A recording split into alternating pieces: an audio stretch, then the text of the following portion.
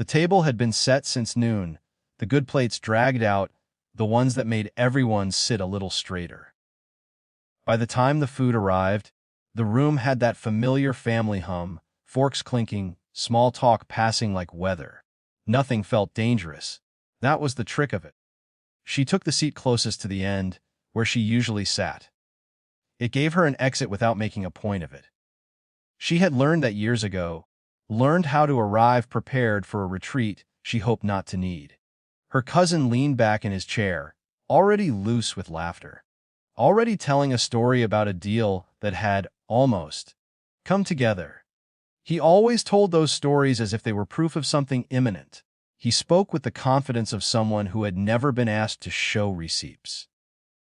When the food was passed, he glanced at her and smiled in a way that was almost affectionate. "So," he said, casual, loud enough for the far end of the table.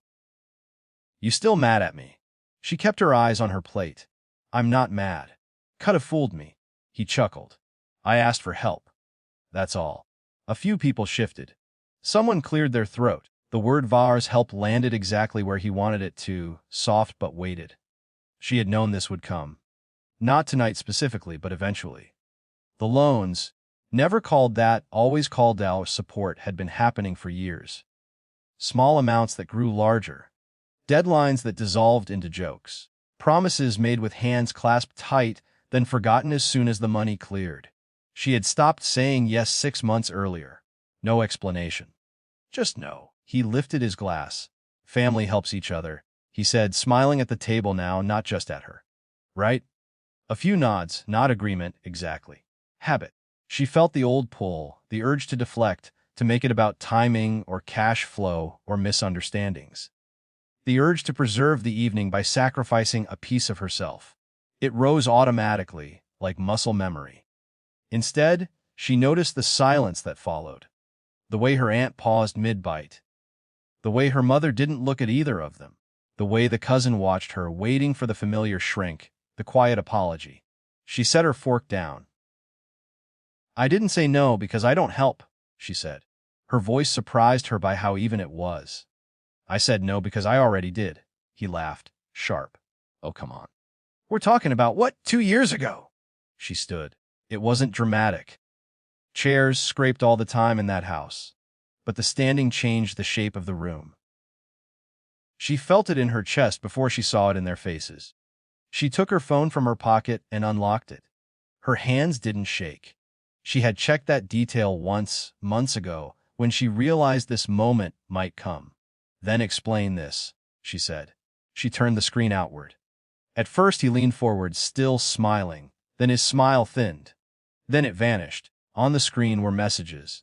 Not 1 or 2, but a thread stretching back years, dates, amounts. Screenshots of bank transfers he had acknowledged and never repaid. Voice notes where he promised timelines. A spreadsheet she had kept quietly, carefully, not out of spite but out of exhaustion. At the bottom was the newest item. A formal notice, stamped and signed. The room went still. "That's private," he said quickly, reaching out as he could push the evidence back into her pocket. She stepped back half a pace. "It stopped being private when you made it public." Her uncle leaned forward, squinting. "What is that?" Before she could answer, her mother spoke for the first time. "It's the repayment record," she said softly. "And the demand letter." The word letter landed harder than any accusation. "What demand letter?" The cousin snapped, but his voice had lost its lift. The authority arrived without fanfare. Her mother didn't raise her voice. She didn't need to. She had spent 30 years balancing accounts for other people's businesses. She knew the language of consequence. "I went with her to the accountant last month," her mother said. "And to the mediator. This isn't an argument anymore. It's a process." The cousin looked around the table, searching for someone to laugh it off with him. No one met his eyes. "You involved outsiders," he said, "over family." Her aunt set her napkin down carefully. "You involved family when you didn't pay her back." Silence followed. Not the awkward kind that begged to be filled, but the heavy kind that settled and stayed. He sank back into his chair. "This is an ambush." She shook her head. "This is me being done." No speech followed. She didn't explain how many nights she had spent running conversations, or how long it had taken to stop hoping he would change. The evidence said enough. The room understood the rest. Her uncle cleared his throat.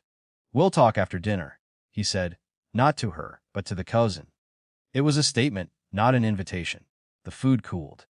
Plates were pushed aside. The evening resumed in fragments, quiet questions about dessert, someone refilling water glasses, but the shape of things had shifted. Her cousin didn't speak again. When he stood to leave, he avoided her eyes. Later outside, she leaned against her car and breathed. Relief came first, sharp and unexpected. Then something like grief, not for the money that had been gone for years, but for the version of family she had kept trying to preserve. Her mother joined her, handing her a container of leftovers. "You did what you had to," she said. "I know," she replied, and she did. As she drove away, there was no sense of triumph, just a quiet steadiness. The knowledge that the next time someone said, "Family helps each other," it would mean something different, or nothing at all.